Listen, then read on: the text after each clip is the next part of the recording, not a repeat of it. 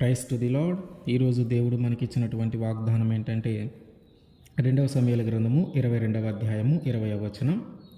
నేను ఆయనకు ఇష్టడును గనుక ఆయన నన్ను తప్పించెను. ఆమేన్. దేవుడు ఎవరినైతే ఇష్టపడతాడో వారికి ఉన్నటువంటి బాధల నుంచి, వారికి ఉన్నటువంటి శ్రమల నుంచి, వారికి ఉన్నటువంటి ప్రతికూల పరిస్థితుల నుంచి ఆయన ఖచ్చితంగా వాళ్ళని తప్పిస్తాడు. అయితే దేవుడు ఎవరిని ఇష్టపడుతూ ఉన్నాడు? దేవుడికి ఎవరు ఇష్టం? మనం అనుకుంటూ ఉంటాం, నేను బాగా పాపం చేసినటువంటి వ్యక్తిని, ఇప్పటిదాకా నా జీవితం అంతా కూడా పాపంలోనే గడిచిపోయింది, నేను ఒక అసమర్థుణ్ణి, నేను ఎందుకు పనికిరాని వాడిని, నా తల్లిదండ్రులు కూడా నన్ను తక్కువగా చూస్తూ ఉన్నారు, సమాజంలో అందరూ కూడా నన్ను చులకనగా చూస్తూ ఉన్నారు, మరి ఇటువంటి నన్ను దేవుడు మాత్రం ఏం గుర్తిస్తాడులే, దేవుడు మాత్రం ఏం ప్రేమిస్తాడులే, దేవుడు మాత్రం ఏం ఇష్టపడతాడులే అని అనుకుంటూ ఉంటాం. ఎందుకంటే మనం జీవించిన జీవితము, మనం చేసిన తప్పులు, మనం చేసిన పాపాలు అట్లాంటివి అయితే నీలాంటి వ్యక్తిని కూడా దేవుడు ప్రేమించగలడు. నీలాంటి వ్యక్తిని ప్రేమించే దేవుడు ఉన్నాడు, నీలాంటి వ్యక్తిని ఇష్టపడే దేవుడు ఉన్నాడు. ఆయనే నజరేయుడైనటువంటి యేసుక్రీస్తు వారు. నీ యొక్క బంధువులు నిన్ను వదిలేసి ఉండవచ్చు, ఆయన నిన్ను హక్కున చేర్చుకుంటాడు. నీ యొక్క స్నేహితులు నిన్ను ద్వేషించి ఉండొచ్చు, ఆయన నిన్ను ప్రేమిస్తాడు. నీ యొక్క తల్లిదండ్రులు నిన్ను దూరం పెట్టి ఉండొచ్చు, ఆయన నిన్ను దగ్గర చేసుకుంటాడు. అంటే దేవునికి ఇష్టమైన వ్యక్తులు కేవలము మనం ఆలోచించే విధానం ఏంటంటే, ఆ దేవుని వాక్యమును చదివి ప్రార్థన చేసి దేవుని చిత్తము నెరవేర్చి దేవునికి ఇష్టమైన పనులను చేస్తూ జీవించేటటువంటి మనల్ని మాత్రమే దేవుడు ఇష్టపడతాడు అనుకుంటే పొరపాటే. ఎందుకంటే ఆ దేవుని చిత్తము జరిగించే వారితో పాటు పాపములో ఉన్నటువంటి వ్యక్తులను కూడా దేవుడు ఇష్టపడుతూ ఉంటాడు.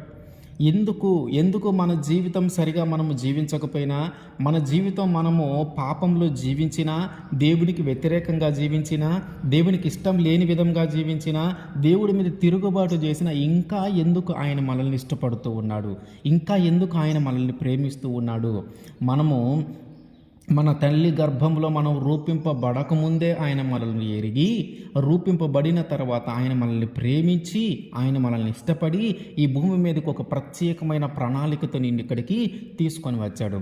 అయితే ఆ ప్రణాళిక ఇప్పుడు నువ్వు నెరవేర్చకుండా దాని నుంచి నువ్వు తప్పిపోయావు. అంటే దేవుని నుంచి నువ్వు దూరం అయిపోయావు. దేవునికి ఇష్టమైన వ్యక్తిగా ఉన్నటువంటి నీవు దేవునికి ఇష్టం లేని వ్యక్తిగా నువ్వు మారిపోతా ఉన్నావు. అంటే దేవుడు నిన్ను ఇష్టపడుతూనే ఉన్నాడు, కానీ ఆ ఇష్టాన్ని నువ్వు నిలబెట్టుకోలేకపోతూ ఉన్నావు. దేవుడు నేను ఇష్టపడుతూ ఉన్నాడు, తిరిగి నువ్వు దేవుణ్ణి ఇష్టపడలేని పరిస్థితి ఏర్పడుతుంది. అంటే నువ్వు మారిపోయావు కానీ దేవుడు మారలేదు. దేవుడు తల్లి గర్భంలో నువ్వు రూపింపబడినప్పుడు ఎంత ఇష్టము, ఎంత ప్రేమ కలిగి ఉన్నాడు, ఇప్పటికి అదే ప్రేమ కలిగి ఉన్నాడు. కానీ ఆ ప్రేమను నువ్వు గుర్తించలేక ఆ ప్రేమ నుంచి నువ్వు దూరం అయిపోయావు, కానీ ఆయన దూరము కాలేదు. అలాగే ఇంకా ఎందుకు ఆయన మనల మీద ప్రేమ చూపిస్తూ ఉన్నాడంటే, ఇదిగో ఇప్పటికైనా మారతావేమో, ఇప్పటికైనా నీ జీవితాన్ని మార్చుకుంటావేమో, ఇప్పటికైనా ఆ తప్పులను చేయకుండా ఆగుతావేమో, ఇప్పటికైనా ఆ పాపము చేయకుండా ఆగుతావేమోనని ఆయన ఇంకా నీ మీద ప్రేమ చూపిస్తూ ఉన్నాడు, ఇంకా నీ మీద ఇష్టము చూపిస్తూ ఉన్నాడు. ఇప్పుడు మనకు అర్థం కావాల్సిన విషయం ఒకటి ఉంది ఇక్కడ. ఏంటంటే, అంటే పాపము చేస్తూ ఉన్నందుకు దేవుడు నిన్ను ఇష్టపడట్లా. ఇప్పుడు నువ్వు పాపము చేస్తూ ఉన్నావు కాబట్టి దేవుడు నిన్ను ఇష్టపడలేదు, ఎందుకంటే అది దేవునికి ఇష్టం లేనిది. కానీ నువ్వు పాపము చేస్తూ ఉన్నా దేవుడు నీ మీద ఇంకా ప్రేమ చూపిస్తూ ఉన్నాడు. అంటే ఒకటి, ఆయన ప్రణాళికలో నువ్వు ఉన్నావు, రెండు, ఇప్పటికైనా నువ్వు మార్చుకుంటావని, ఇప్పటికైనా ఆ పాపాన్ని వదిలిపెడతావని. ఈ విషయం మనకు అర్థం కావాలా. ఎందుకంటే పాపము చేసే వ్యక్తిని కూడా దేవుడు ప్రేమిస్తూ ఉన్నాడంటే మనం ఇంకా పాపం చేయాలని ఇక్కడ ఆ ఉద్దేశం కాదు. నువ్వు ఇంకా పాపము చేస్తూ ఉన్నా, ఇంకా అదే తప్పు చేస్తూ ఉన్నా, నువ్వు ఇంకా బ్రతికి ఉంటున్నావు అంటే ఆయన ఇంకా నీ మీద ప్రేమ చూపిస్తూ ఉన్నాడు, అంటే ఆయన నీ మీద ఇంకా ఇష్టం చూపిస్తూ ఉన్నాడు. అంటే కారణం ఏంటంటే నువ్వు ఒక ప్రణాళికతో వచ్చావు, ఆ ప్రణాళిక నీ ద్వారా నెరవేర్చాలి. రెండోది ఏంటి, ఇప్పటికైనా నీ యొక్క తప్పులను గ్రహించి, నువ్వు చేసే పొరపాట్లను గ్రహించి వాటన్నిటిని సరిదిద్దుకొని చక్కని జీవితాన్ని జీవించాలని ఆయన ఆశపడుతూ ఉన్నాడు. కాబట్టి అంటే దేవుని ప్రణాళికను నెరవేర్చడానికి వచ్చినటువంటి నీవు ఆ ప్రణాళిక నుంచి తొలగిపోయి, ఆ దేవుని చిత్తము నుంచి తొలగిపోయినటువంటి నీవు ఇప్పటికైనా తిరిగి మళ్ళీ అదంతా తెలుసుకొని దేవుని ప్రణాళిక నెరవేర్చడానికి సిద్ధపడతావని, దేవుని చిత్తాన్ని నెరవేర్చడానికి సిద్ధపడతావని ఆయన ఇంకా నిన్ను ప్రేమిస్తూ ఉన్నాడు. ఇంకా మనకు అర్థం కావాలంటే ఒక తండ్రికి ఇద్దరు పిల్లలు ఉన్నారనుకుందాం. పెద్దవాడేమో మంచివాడు, చిన్నవాడేమో చెడ్డవాడు. అంటే తప్పులు చేస్తూ ఉన్నటువంటి వ్యక్తి. ఇప్పుడు పెద్దవాడికి భోజనం పెట్టినటువంటి తండ్రి చిన్నవాడికి భోజనం పెట్టకుండా ఆపుతాడా? ఖచ్చితంగా భోజనం పెడతాడు. పెద్దవాడికి బట్టలు కొంటే చిన్నవాడికి బట్టలు కొంటాడు. అంటే పెద్దవాడిని చూసుకునే పెద్దవాడికి కల్పించే అవకాశాలన్నీ చిన్నవాడికి కూడా కల్పిస్తూ ఉంటాడు. మరి మన శారీరకపరమైన తండ్రే ఒక చెడ్డ వ్యక్తి తన కుమారుడైతే ఆ చెడ్డ వ్యక్తి ఎడల అంత ప్రేమ అంత జాలి చూపిస్తూ ఉన్నప్పుడు పరలోకమున్నటువంటి తండ్రి మన మీద ఎంత ప్రేమ ఎంత జాలి చూపిస్తూ ఉండాలి. అంటే ఇప్పుడు ఆ చిన్న కొడుకు అంటే తండ్రికి ఇష్టం లేదా? ఖచ్చితంగా ఇష్టమే. కానీ వాడు పాపంలో పడిపోయి ఉన్నాడు, చెడ్డ మార్గంలో తిరుగుతూ ఉన్నాడు. వీలైతే వాడిని తొందరగా అన్నలాగా మంచి మార్గంలోకి నడిపించాలనే ఆలోచన తండ్రికి కలుగుతూ ఉంటుంది. ఏదో ఒక అవకాశం రాకపోతుందా, ఏదో ఒక సందర్భం రాకపోతుందా వాడు మారటానికని ఎదురు చూస్తూ ఉంటాడు తండ్రి ఆ చిన్న కుమారుడు కోసం. అట్లాగే పరలోకమందున్నటువంటి మన తండ్రి యేసుక్రీస్తు వారు మన కోసం ఎదురు చూస్తూ ఉన్నాడు. ఏమని? ఇదిగో వీళ్ళు చేస్తున్న మార్గము, వీళ్ళు చేస్తున్న ఈ పని కరెక్ట్ కాదు, వీళ్ళు వెళ్తున్న మార్గము కరెక్ట్ కాదు, వీళ్ళు ఎప్పటికైనా తెలుసుకోవాలి, ఎప్పటికైనా మారాలి, ఎప్పటికైనా వీళ్ళ జీవితాన్ని మార్చుకోవాలి, ఎప్పటికైనా ఆ తప్పులు చేయకుండా ఆగాలి, ఎప్పటికైనా పాపము చేయకుండా ఆగాలని ఆయన ఎదురు చూస్తూ ఉన్నాడు మన కోసం. అంటే మంచి వాళ్ళ మీద దేవుని చిత్తము ప్రకారము జీవించి దేవుని చిత్తాన్ని జరిగించి దేవునికి ఇష్టమైన పనులు చేస్తూ వాక్యము చదువుతూ ప్రార్థన చేస్తూ జీవించే వాళ్ళ మీద దేవుడు ఎంత ప్రేమ కలిగి ఉంటాడో ఇప్పుడు పాపంలో కొట్టమిట్టాడుతూ ఆ పాపములో ఉండి వారి జీవితాన్ని మార్చుకోవాలనే ఆలోచన కలిగిన వారి మీద కూడా దేవుడు అంతే ప్రేమ చూపిస్తూ ఉంటాడు. ఎందుకంటే ఇంకా మారతాడేమో, ఇంకా గట్టిగా మాట్లాడితే వీళ్ళ మీద ఎక్కువ ప్రేమ చూపించాలి. అంతే కదా. పెద్ద కుమారుడు చక్కని మార్గంలో నడుస్తూ ఉన్నాడు, వాడి మీద ప్రత్యేకమైన శ్రద్ధ పెట్టాల్సిన పని లేదు, ప్రత్యేకమైన ఆఫర్లు వాడికి ఇవ్వాల్సిన పని లేదు, అంటే వాడిని స్పెషల్గా ట్రీట్ చేయాల్సిన పని లేకుండా కానీ వాడు చక్కని మార్గంలో వెళ్తూ ఉన్నాడు. కానీ చిన్న కుమారుడు ఏమైంది? తేడా పడ్డాడు, వేరొక మార్గంలో వెళ్తూ ఉన్నాడు, తప్పులు చేస్తూ ఉన్నాడు, పాపం చేస్తూ ఉన్నాడు. అప్పుడు తండ్రి ఏం చేయాలి? వీడిని ఇంకా ఎక్కువగా ప్రేమించాలి. వాడిని దండిస్తేనో తిడితేనో మారడు. ఆ తప్పు చేస్తూ ఉన్నప్పుడు వాడి తిట్టడమో కొట్టడమో చేస్తే కొంతమంది మారతారేమో, కానీ కొంతమంది అతి ప్రేమ చూపించాలి, ఎక్కువ ప్రేమ చూపించాలి. అయ్యో ఆ తప్పు చేసేటప్పుడు వాడికి అనిపిస్తుంది అన్నమాట, నా తండ్రి నా మీద ఎంత ప్రేమ చూపిస్తూ ఉన్నాడే, నా తండ్రి నా మీద ఎంత జాలి చూపిస్తూ ఉన్నాడే అని అతనికి అనిపిస్తుంది. అంటే ఎవరైతే తప్పిపోయారో, ఎవరైతే మార్గము దాటి వెళ్ళిపోయారో, మార్గంలో నుంచి బయటికి వెళ్ళిపోయారో వాళ్ళ మీద కొంచెం ఎక్కువ ప్రేమ, ఎక్కువ జాలి, ఎక్కువ ఇంట్రెస్ట్ చూపిస్తూ ఉంటారు తల్లిదండ్రులు. ఎందుకంటే ఆ ప్రేమను బట్టి, ఆ జాలిని బట్టి, మనం చూపించే ఇంట్రెస్ట్ని బట్టి వాళ్ళు ఇప్పుడైనా తన మార్గాన్ని మార్చుకొని సరైన మార్గంలో నడుస్తారేమోనని ఆశ. అట్లాగే ఇప్పుడు పరలోకమందున్నటువంటి మన తండ్రి అయినటువంటి యేసుక్రీస్తు వారు కూడా మన మీద అట్లాంటి ప్రేమ చూపిస్తూ ఉన్నాడు, అట్లాంటి ఇష్టాన్ని చూపిస్తూ ఉన్నాడు. అందుకనే ఆయన ఇంకా మన మీద ఎందుకు ఇష్టం చూపిస్తూ ఉన్నాడు అయ్యా అంటే, ఇదిగో ఇప్పటికైనా మారతావేమోనని, ఇప్పటికైనా స్థితిగతులు మార్చుకోవటానికి ఒక ఆలోచన కలిగి ఉంటావేమోనని, ఒక ప్రయత్నం మొదలు పెడతావేమోనని ఆయన నీ మీద ఇంకా ప్రేమ చూపిస్తూ ఉన్నాడు. మనము గమనిస్తే రాహాబు అనే వేశ్య యొక్క జీవితాన్ని ఒకసారి, ఆమె జీవితంలో జరిగిన ఒక సంఘటన కానీ మనము గమనిస్తే, యెహోషువ యెరికో పట్టణాన్ని జయించడానికి ఒక వేగులు వారిని ఇద్దరిని పంపించారు. అసలు ఆ పట్టణం ఎట్లా ఉంది, అక్కడ మనుషులు ఎట్లా ఉన్నారు, వాళ్ళని మనం జయించగలుగుతామా, వాళ్ళతో ఎలా యుద్ధం చేయాలి, వారు ఎలాంటి సాంకేతికతను కలిగి ఉన్నారు, ఇవన్నీ వాళ్ళు తినే తిండి, వాళ్ళు ధరించే దుస్తులు, ఇట్లా వాళ్ళ గురించి మొత్తం తెలుసుకొని రమ్మని వేగులు వారిని పంపించాడు ఒక ఇద్దరే. అయితే వీళ్ళు ఏం చేశారంటే రాహాబు అనే ఒక వేశ్య ఇంటి దగ్గరికి వెళ్ళారు, అక్కడ ఉన్నారు ఆ రాత్రి. అయితే ఆ యెరికో రాజుకి తెలిసిపోయింది, ఇద్దరు వచ్చారు పట్టణాన్ని వేగు చూడటానికని. ఈ వేగు చూడటానికి ఇద్దరు వచ్చారని తెలిసిన తర్వాత ఈ యెరికో రాజు ఏం చేశాడు, ఆ రాహాబు అనే ఇంటికి తన యొక్క సైనికులు పంపించాడు, వాళ్ళిద్దరిని పట్టుకొని రండి అని. ఆ వేశ్య దగ్గరికి ఈ సైనికులు వెళ్ళినప్పుడు ఆమెను అడుగుతూ ఉన్నారు, ఇక్కడికి ఇద్దరు వచ్చారంట కదా, వేగు చూసేవారు ఇద్దరు వచ్చారంట కదా, వాళ్ళు ఏరి అంటే, అయ్యా ఆమె చెప్తా ఉంది, అయ్యా వాళ్ళు వచ్చిన మాట నిజమే, కానీ వాళ్ళు వెంటనే వెళ్ళిపోయారు అని చెప్పింది. కానీ వాస్తవంగా ఆమె ఏం చేసిందంటే వాళ్ళిద్దరిని ఇంట్లో దాచిపెట్టిన తర్వాత ఇక సైనికులు వెళ్ళిపోయారు. వాళ్ళని వెతకటానికి మీరు తొందరగా వెళ్తే వాళ్ళని పట్టుకుంటారంది ఆమె. కాబట్టి వీళ్ళు ఏం చేశారు, తడువు చేయకుండా తొందరగా వెళ్ళిపోయారు. ఇప్పుడు ఆ లోపల దాచిపెట్టినటువంటి ఈ ఇద్దరు వేగుల వారితో ఈమె మాట్లాడుతూ ఉంది. ఇజ్రాయేలీలు ప్రజలలో వీళ్ళు ఉన్నారు కాబట్టి వీళ్ళతో మాట్లాడుతుంది ఏమనంటే, మీరు అంటే ఇక్కడ యెహోషువ ఇద్దరిని పంపించాడు, అంటే ఇజ్రాయేలీల ప్రజల గురించి మాట్లాడుతుంది. మీరు ఐగుప్తు దేశం నుంచి బయలుదేరిన దగ్గర నుంచి ఇప్పటి వరకు మీ ప్రజలకి, అంటే ఇజ్రాయేల్ ప్రజలకి మీ దేవుడు ఎంతగా కృప చూపిస్తూ ఉన్నాడో, ఎంతగా కాపాడుతూ ఉన్నాడో, మీ శత్రువుల ఎడల మీ దేవుడు ఎంత కఠినంగా వ్యవహరించాడో, వాళ్ళందరి మీద యుద్ధము ఆయన మీ తరపున ఎట్లా చేస్తూ ఉన్నాడో, మిమ్మల్ని ఎర్ర సముద్రం ఎలా దాటించాడు, ఇవన్నీ మేము తెలుసుకొని మా గుండెలు అదిరిపోయినాయి. ఎక్కడోళ్ళకి? ఎరికో పట్టణంలో వాళ్ళే.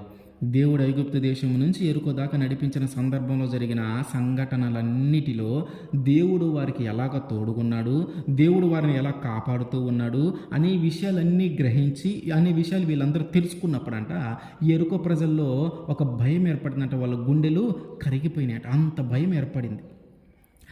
భయం ఏర్పడింది కాబట్టి ఇద్దరు వచ్చారు అనగానే రాజు సైనికులను పంపించి పట్టుకొని రమ్మన్నాడు. అంత భయం ఉంది అక్కడ. అయితే ఆమె అంటుంది, ఇదిగో మేమందరము మీ ఎడల ఎంత భయం కలిగి ఉన్నాం, కారణం ఏంటంటే మీ దేవుడు మీకు తోడుగా ఉన్నాడు కాబట్టి మీ గురించి మేము వినినప్పుడు మా గుండెలు అదిరిపోయినాయి, మా గుండెలు కరిగిపోయినాయి. అయితే ఇదిగో ఇప్పుడు నేను మీ ప్రాణాలను కాపాడాను కాబట్టి, నేను మీకు ఉపకారము చేశాను కాబట్టి నాకు కూడా మీరు ఉపకారము చేయండి. అంటే దేవుని యొక్క భయము ఎరిగి, దేవుని యొక్క శక్తిని ఎరిగి ఆమె చేసిన కార్యం ఏంటంటే ఆ ప్రజలకి ఉపకారము చేసింది. ఒక విధంగా చెప్పాలంటే దేవుని మీద నమ్మకముతో అంటే దేవుణ్ణి స్వీకరించినట్టుగా దేవుడి మీద నమ్మకం ఆమెకి కలిగింది. ఆ ఇజ్రాయేల్ ప్రజల్ని ఎట్లాగైతే దేవుడు నడిపించుకుంటూ వచ్చాడో అవన్నీ వినిన తర్వాత ఈమెకేం జరిగింది? దేవుడి మీద ఒక నమ్మకము ఏర్పడింది. ఈ నమ్మకము ఏర్పడిన దానిని నిరూపించుకోవటానికి ఈమెకు ఒక అవకాశం వచ్చింది. ఆ ఇద్దరు వేగుల వాళ్ళ ఇంటికి వెళ్ళటం. ఈమెకి ఆ ఐగుప్తు దేశం నుంచి ఇజ్రాయేల్ ప్రజలను నడిపించిన విధానములో, దేవుడు వారిని కాపాడిన విధానంలో ఈమెకు ఒక నమ్మకం ఏర్పడింది. దేవుడు ఉన్నాడు, ఆయన వాళ్ళని కాపాడుతూ ఉన్నాడు, ఆయన వాళ్ళకు తోడుగా ఉన్నాడు అనే ఒక నమ్మకం ఏర్పడింది. ఇప్పుడు ఈ నమ్మకమును బలపరుచుకోవటం కోసము, నిరూపించుకోవటం కోసము ఆమెకు ఒక అవకాశం వచ్చింది. వేగులు వారి ఇంటికి వచ్చారు. అంటే దేవుని పిల్లలు అంటే వీళ్ళకి చేస్తున్నారంటే, వీళ్ళ మీద నమ్మకం కలిగి ఉందంటే, వీళ్ళకి ఉపకారం చేస్తుందంటే సాక్షాత్తు దేవుడిని నమ్మినట్టే. ఎరుకో ప్రాంతంలో వీరు దేవుని భయము లేని వారు, దేవుని గురించి తెలియని వారు. వీళ్ళకి తెలిసిందల్లా ఒక్కటే, ఐగుప్తు దేశంలో నుంచి ఇజ్రాయేల్ ప్రజలు వచ్చేటప్పుడు వాళ్ళని దేవుడు కాపాడుతూ వచ్చాడు, వాళ్ళకి తోడుగా ఉన్నాడు. దీనిని బట్టి ఏం చేసింది? ఏమి నమ్మి ఆ ప్రజలకు ఉపకారము చేసింది. అంటే ఆమెకు ఒక అవకాశం వచ్చింది దేవుణ్ణి నమ్మటం కోసము. ఆమెకు ఒక అవకాశం వచ్చింది తన బాధల నుంచి దేవుడు విముక్తి చెందించటానికి. అంటే ఈ వాక్యము మన దాకా వచ్చినప్పుడు, దేవుని యొక్క పని మన దాకా వచ్చినప్పుడు, దేవుని యొక్క సువార్త మన దాకా వచ్చినప్పుడు దానిని మనము స్వీకరించాలి. అంటే మనకి కూడా ఒక అవకాశం వచ్చింది మనము మారటానికి. ఆ రాహాబ్ అనే వేశ్య తన జీవితంలో ఎదురైనటువంటి బాధలు, కష్టాలు, కన్నీల నుంచి ఇప్పుడు తప్పించబడటానికి ఒక అవకాశం వచ్చింది. ఆమె దాన్ని సద్వినియోగపరుచుకుంది. అక్కడ ఉన్నటువంటి ఆ ఎరుకో పట్టణంలో ఉన్నటువంటి ప్రజలందరినీ వాళ్ళు సంహరించారు. కానీ ఒక్క రాహాబు ఒక్క ఇంటిని మాత్రము క్షేమంగా ఆ ప్రమాదంలో నుంచి క్షేమంగా తప్పించబడింది. కారణం ఆమె తెలుసుకుంది దేవుణ్ణి. ఆమె ఒక అవకాశం వస్తే దాన్ని సద్వినియోగము చేసుకుంది. మరి సువార్త మన దాకా వస్తున్నప్పుడు, దేవుని మాటలు మన దాకా వస్తున్నప్పుడు, దేవుని పని మన దాకా వస్తున్నప్పుడు మనము దాన్ని సద్వినియోగము చేసుకుని మన పాపపు జీవితాన్ని మార్చుకునే ప్రయత్నము చేయాలి. మన ఆలోచనలు మార్చుకునే ప్రయత్నము చేయాలి. మన తలంపులను మార్చుకునే ప్రయత్నం చేయాలి. మన యొక్క ప్రవర్తనను మార్చుకునే ప్రయత్నము చేయాలి. అంటే మన దాకా వచ్చినటువంటి అవకాశాన్ని మనం ఖచ్చితంగా సద్వినియోగం చేసుకోవాలి. ఆమెకు ఒక అవకాశం వచ్చింది, తన జీవితాన్ని మార్చుకుంది. ఆమెకు ఒక అవకాశం వచ్చింది, అందరూ ఆ పట్టణంలో ఉన్న ప్రతి వాళ్ళు నశింపజేయబడ్డారు. కానీ ఒక రాహాబు ఒక ఇల్లు మాత్రము తప్పించబడింది. ఆ ఉపద్రవంలో నుంచి, ఆ ప్రమాదంలో నుంచి తప్పించబడింది రాహాబు ఒక్క ఇంటి ఇల్లే. అంటే ఈమె తనకు వచ్చిన అవకాశాన్ని ఉపయోగించుకుంది కాబట్టి తను తప్పించబడింది, తన కుటుంబము తప్పించబడింది ఆ ప్రతికూల పరిస్థితుల నుంచి. ఇప్పుడు దేవుని వాక్యము మన దాకా వస్తే మనము కూడా దాన్ని నమ్మి మనము కూడా దాన్ని స్వీకరిస్తే ఇప్పుడు ఏం చేస్తాము? దేవుడు మనల్ని ఆల్రెడీ ఇష్టపడుతూ ఉన్నాడు కాబట్టి మనల్ని కూడా ఆ పరిస్థితుల నుంచి తప్పిస్తాడు. అయితే మనము కూడా మన జీవితాన్ని మార్చుకోవాలి. ఆయనను పాపం చేస్తానే ఉంటే ఇష్టపడ్డావు, ఆ పాపములో నుంచి బయటికి రావాలనే ఆలోచన, ఆ పాపము నుంచి తప్పించుకోవాలనే ఆలోచన, ఆ పాపంలో నుంచి బయటపడటానికి చేసే ప్రయత్నము, ఇది ముఖ్యమైనది. ఇప్పుడు ఆమె ఏం చేసింది? అవకాశం వచ్చింది, సద్వినియోగం చేసుకుంది, పాపం నుంచి బయటకు వచ్చింది. ఇప్పుడు నీకంటూ ఒక అవకాశం వచ్చింది, దేవుడు నీతో మాట్లాడుతూ ఉన్నాడు, నీకు ఒక అవకాశం ఇస్తూ ఉన్నాడు. ఇప్పటికైనా ఆ జీవితాన్ని మార్చుకొని దాని నుంచి బయటికి రావడానికి నువ్వు ప్రయత్నం చేస్తే దేవుడు నిన్ను ఇష్టపడుతూ ఉన్నాడు కాబట్టి ఆయన నీకున్న బాధల నుంచి, నీకున్న శ్రమల నుంచి, నువ్వు చేస్తున్న పాపము నుంచి నిన్ను తప్పిస్తాడు. నీకున్న ప్రతికూల పరిస్థితుల నుంచి ఆయన నిన్ను తప్పిస్తాడు. కారణం ఒకటే, ఆయన మనల్ని ఇష్టపడుతూ ఉన్నాడు, ఆయన మనల్ని ప్రేమిస్తూ ఉన్నాడు. అంటే ఒక పాపములో జీవించేటటువంటి వ్యక్తి తను జీవించినంత కాలము పాపము చేస్తూనే జీవించింది, తను జీవించినంత కాలము దేవునికి ఇష్టం లేని పని చేస్తూనే జీవించింది, తను జీవించినంత కాలము దేవునికి వ్యతిరేకమైన కార్యము చేస్తూనే జీవించింది. కానీ చివరిగా ఒక అవకాశం వచ్చింది ఆమెకి దేవునిలోకి మారటానికి, దేవుని స్వీకరించడానికి, దేవుని నమ్మటానికి, అది నిరూపించుకోవడానికి ఒక అవకాశం వచ్చింది. దాన్ని ఆమె సద్వినియోగం చేసుకుని తన జీవితాన్ని మార్చుకొని తన జీవితంలో ఎదుర్కోబోయే చావు నుంచి తప్పించుకుంది, తన కుటుంబాన్ని తప్పించింది. మరి దేవుని వాక్యము మన దాకా వస్తుంటే మన జీవితం ఇప్పుడు దాకా రాహాబు జీవితం కంటే ఘోరమైన జీవితాలు జీవించిన జీవితాలు మన మోసం చేస్తూ, నమ్మించి మోసం చేస్తూ, వ్యభిచారము చేస్తూ, దొంగతనాలు చేస్తూ, ఇట్లా ఒక ఘోరమైన పాపాలు, ఇవే కాకుండా ఇంకా ఘోరమైన పాపాలు చేస్తూ జీవించినటువంటి జీవితం మనది.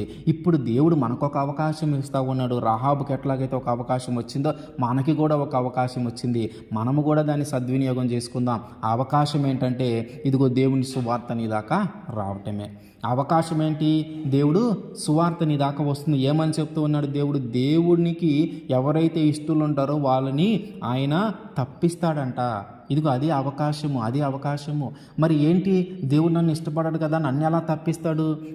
నేను పాపం చేసినటువంటి వ్యక్తిని, నా జీవితం చక్కగా జీవించినటువంటి వ్యక్తిని నన్ను ఎలా తప్పిస్తాడంటే ఇదిగో నీలాంటి వ్యక్తిని కూడా ప్రేమించే దేవుడు ఉన్నాడు, ఆయనే యేసుక్రీస్తు వారు. అంటే నువ్వు ఎప్పుడైతే యేసుక్రీస్తు వారిని స్వీకరిస్తావో, నువ్వు ఎప్పుడైతే యేసుక్రీస్తు వారిని నమ్ముతావో, నువ్వు ఎప్పుడైతే యేసుక్రీస్తు వారి మీద విశ్వాసం ఉంచుతావో అప్పుడు ఆ పాపము నుంచి విడిపించే శక్తి, ఆ పాపం నుంచి బయటపడే ప్రయత్నము నువ్వు చేస్తూ ఉంటావో ఆ ప్రయత్నములో దేవుడు నీకు సహాయము చేస్తాడు. ఆ పాపము నుంచి నిన్ను విడిపించి, ఆ దోషం నుంచి నిన్ను విడిపించి, ఆ శాపము నుంచి నిన్ను విడిపించి, ఆ శక్తుల నుంచి నిన్ను విడిపించి నిన్ను ఆయన యొక్క రక్తములో కడిగి పవిత్రముగా, పరిశుద్ధముగా మారుస్తాడు.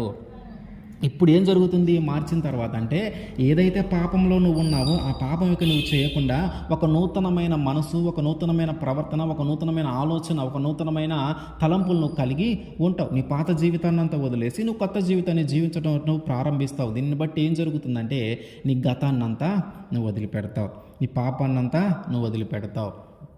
ఇప్పుడు ఆయన మనల్ని ఇష్టపడుతూ ఉన్నాడు కాబట్టి ఆయన ఖచ్చితంగా మనల్ని తప్పిస్తాడు.